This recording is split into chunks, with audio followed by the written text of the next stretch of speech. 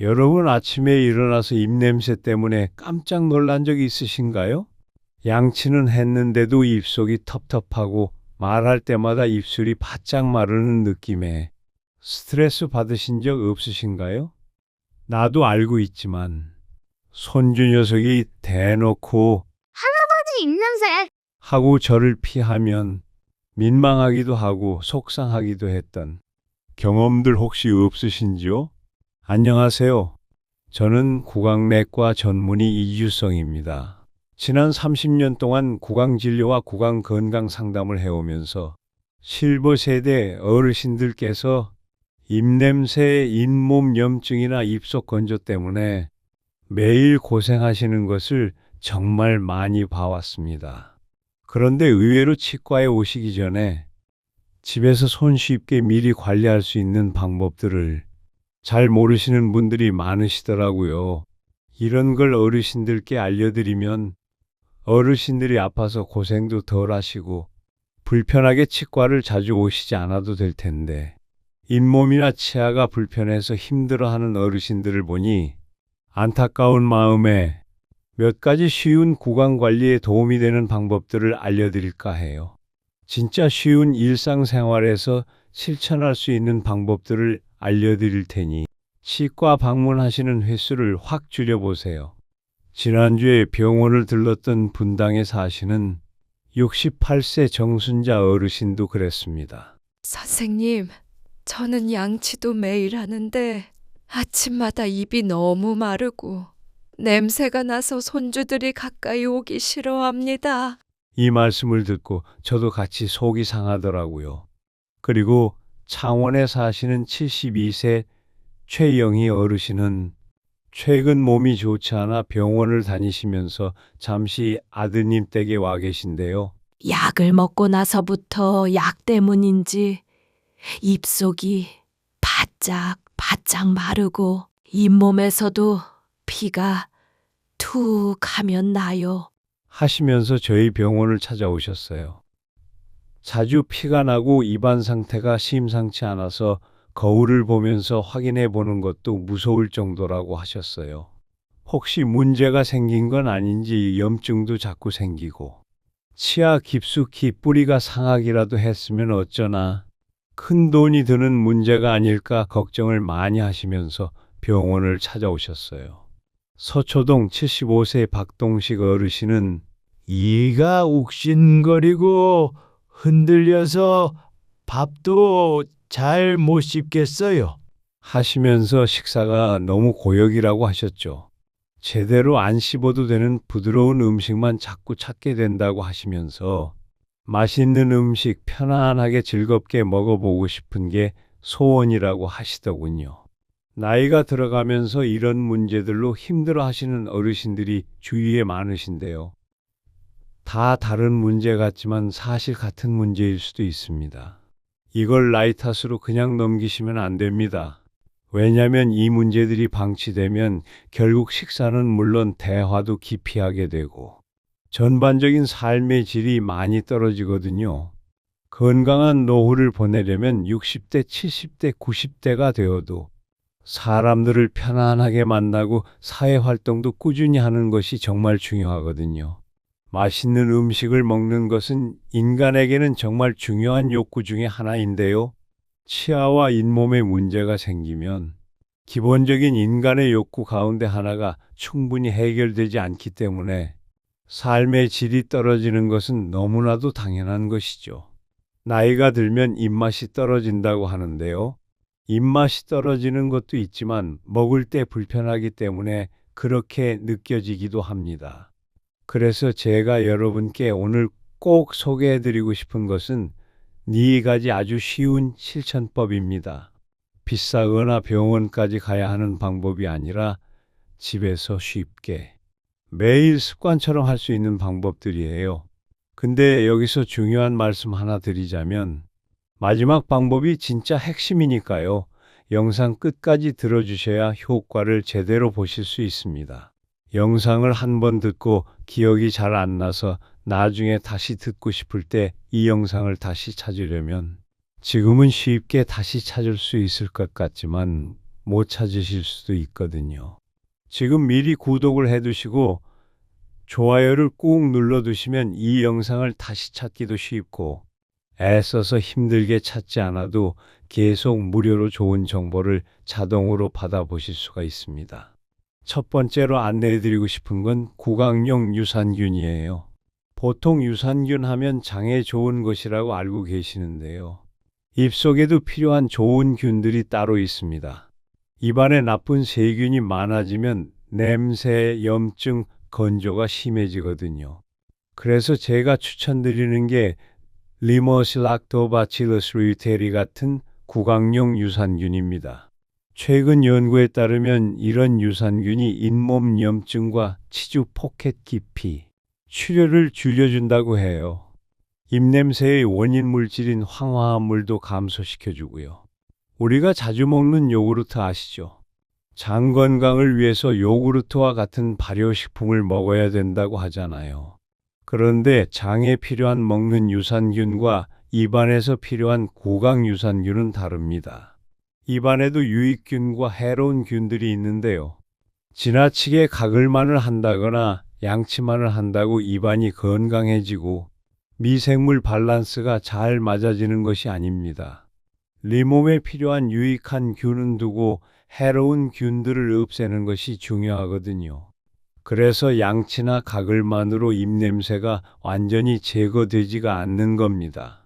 입안에 문제가 생겼을 때는 구강유산균을 따로 드시는 것이 필요한데요. 지난달에 입냄새와 염증 때문에 상담을 오셨던 정순자 어르신께도 다른 방법들과 함께 구강유산균도 좋으니 드셔보시라고 소개해드렸는데요. 제 말씀을 듣고 구매를 해서 드셨다고 하시더군요. 잠들기 전에 하나 녹여서 드시는데 먹은 지 한 달이 좀 지나니 아침마다 입냄새가 확 줄었다고 하시면서 손주 녀석과 가까이 얼굴을 마주보고 편안하게 대화할 수 있는 것이 너무 행복하다고 하셨습니다. 복용 방법도 쉬워요.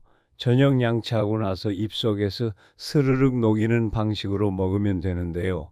온라인이나 약국에서 쉽게 구할 수 있고 4주에서 8주 정도 꾸준히 드시면 효과를 느끼실 수 있어요.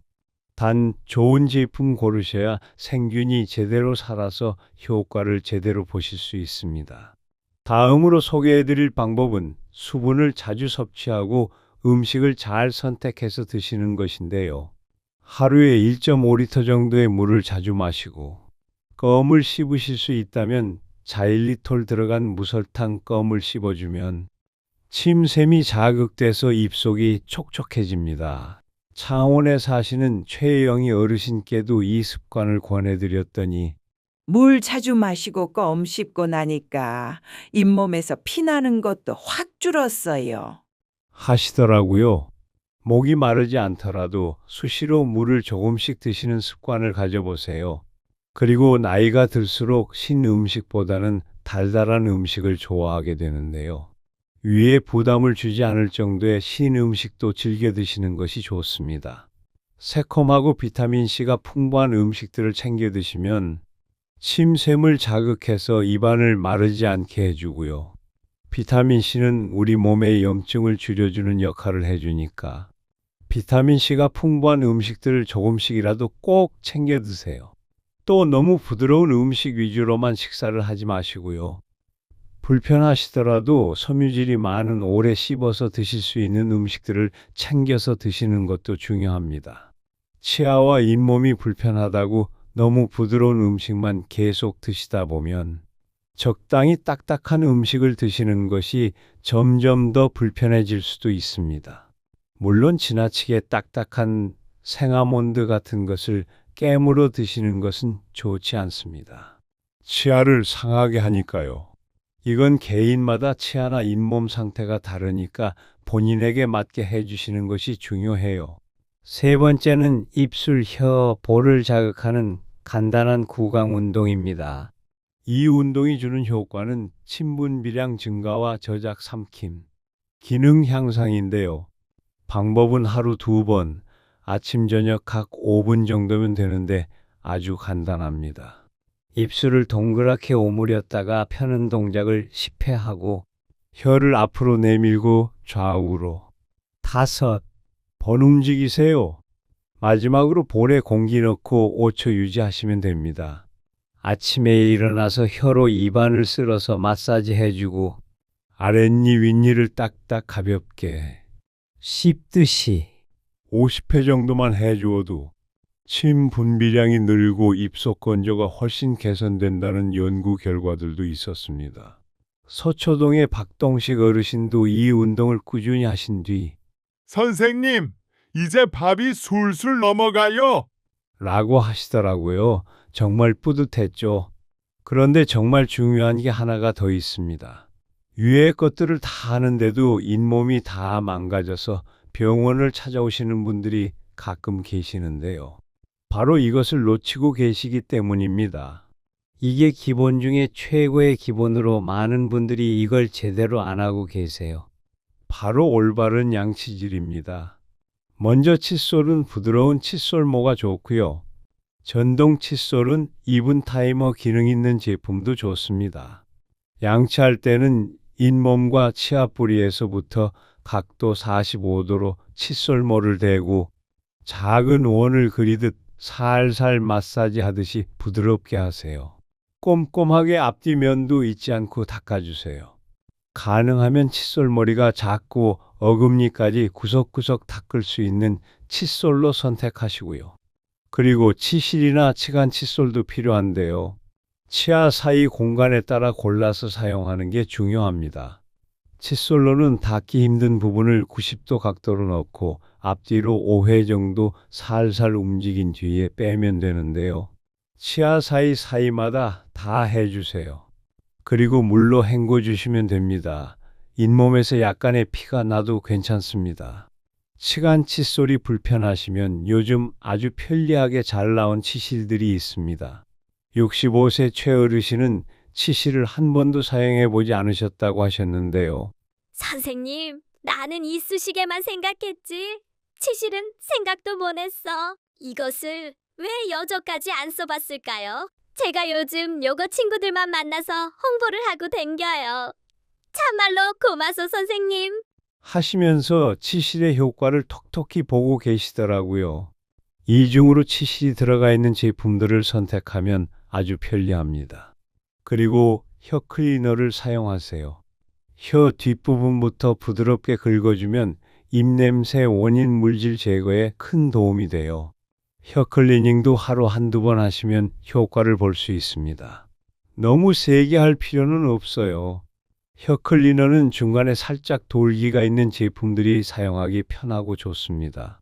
그럼 여기까지 설명드린 4가지 방법 정리해 드릴게요.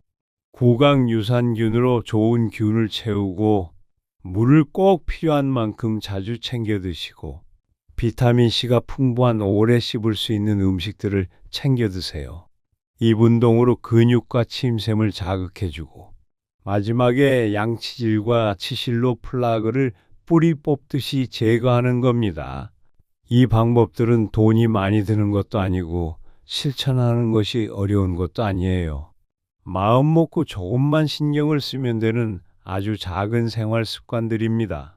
이렇게 쉬운 방법이 있는데도 평소에 잘 챙기지 않으셔서 병을 키우면 아파서 고생도 너무 많이 하시고요.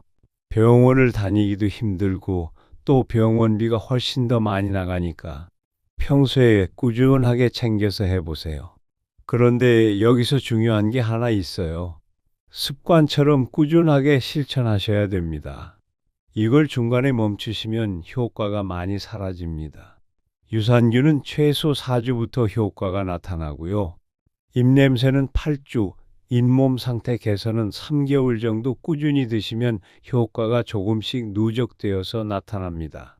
양치질과 구강 운동도 매일 꼭 지켜야 효과를 볼 수 있어요. 특히 잠자기 전이 제일 중요합니다. 이 방법대로 따라해 보시고 매주 변화하는 상태를 체크하세요. 그리고 변화되는 상태를 댓글로도 남겨주세요.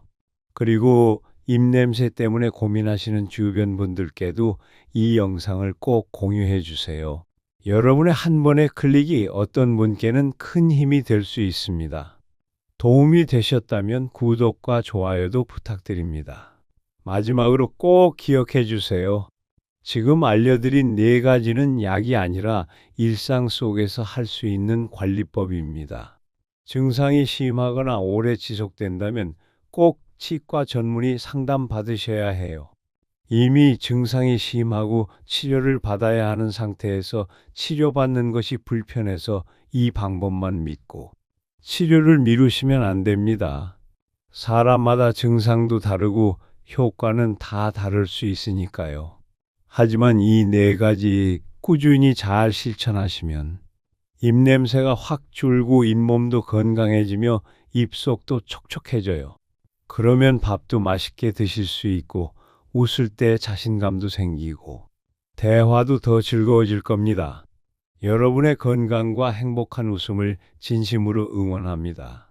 감사합니다.